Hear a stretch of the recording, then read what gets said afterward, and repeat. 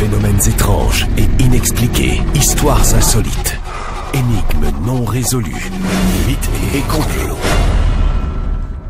Christian Page, bonjour. Salut François. Tu nous parles de résurrection ce matin. Oui, je te parle de résurrection. On est le dimanche de Pâques et généralement, quand on parle de résurrection, on parle de celle du Christ. Mais aujourd'hui, je t'amène ailleurs. Je t'amène en Haïti. Et bon, le lien est faible, mais il faut bien comprendre, s'il y a un pays qui a connu aussi son lot de catastrophes, c'est aussi Haïti. Alors, écoute, notre histoire commence le 30 avril 1962. Donc, ce jour-là, un homme se présente à l'hôpital Albert Schweitzer.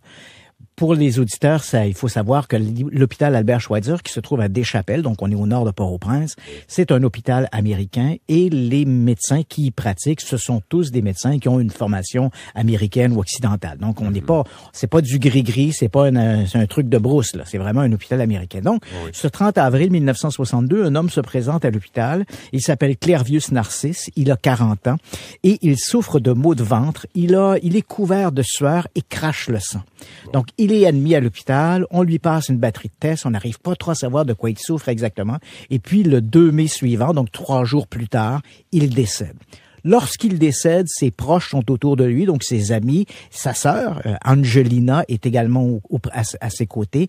Et le médecin entre dans la pièce, ausculte Clervius et dit à la jeune femme, votre frère est décédé.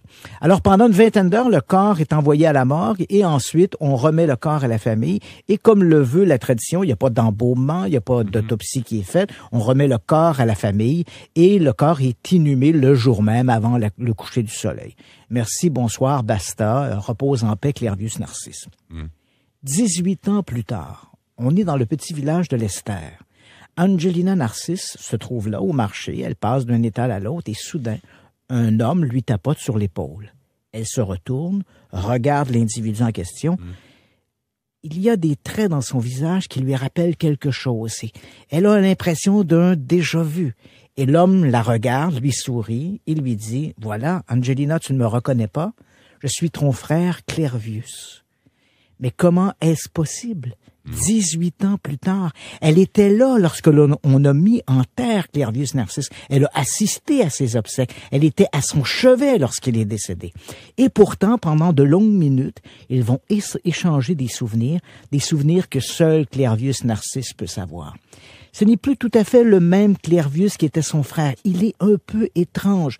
S'il est debout, par exemple, tu ne lui dis pas de bouger, il va rester debout. Il est à mi-chemin entre un état d'éveil et de catatonie. Mais c'est bel et bien Clervius. Or, 18 ans plus tard, il est revenu d'entre les morts. Son explication, je suis un zombie. Alors là, tu comprendras, dans la culture vaudou, le zombie, c'est la pire chose qui puisse t'arriver. Mourir est une chose, mais être transformé en zombie, tu deviens une coquille vide, un mort vivant, un être sans âme. Et Clervius Narcisse vont donc raconter à Angelina une histoire tout à fait incroyable. Il se rappelle être allé à l'hôpital, il se rappelle être décédé.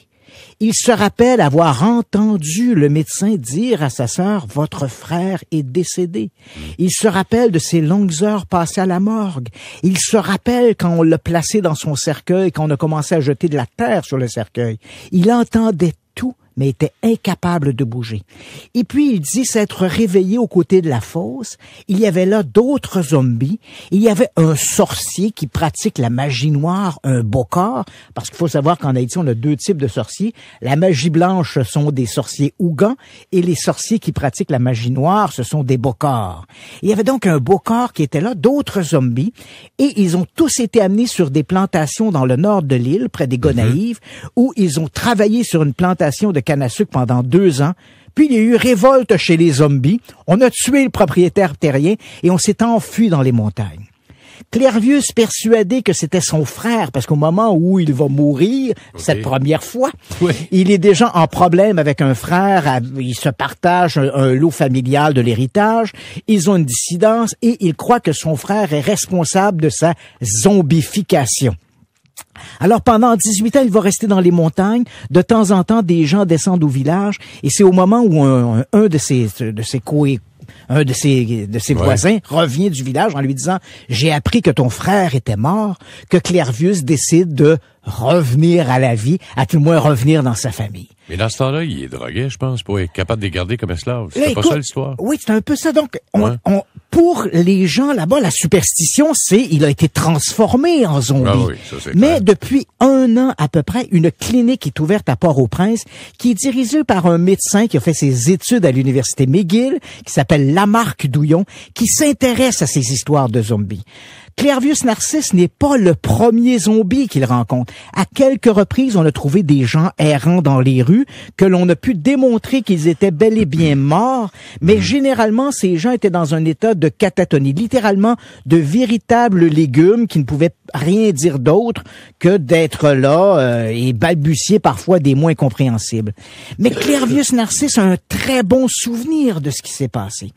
Et déjà, lorsqu'il confie son histoire au docteur Lamarck Douillon, Lamarck Douillon s'intéresse aux zombies et il croit qu'il n'y a pas une histoire de magie là-dedans, mais sûrement une drogue. Et va se mettre en place 2 équipes de chercheurs, une à New York et une autre à l'université McGill, dans lesquelles sont impliqués pour New York le docteur Nathan Klein, à McGill c'est le docteur Hans Liemann, et pendant des mois, ils vont chercher à trouver la solution de l'énigme. C'est un jeune ethnobotaniste du Canada, le docteur Wade Davis, qui va, malgré les conseils de ses collègues lui disant « Ne va pas te mêler à ces histoires de zombies », va se rendre là-bas et découvrir une drogue, la tétrodotoxine, qui permet effectivement de produire un effet proche de la mort. Et si vous mangez des choses japonaises, là. Voilà, en fait, ça vient du poisson, le fugu, hein, c'est le poisson lune. Donc, la drogue est extrait de ce poisson lune. Toujours intéressant. Christian Page, merci beaucoup. François.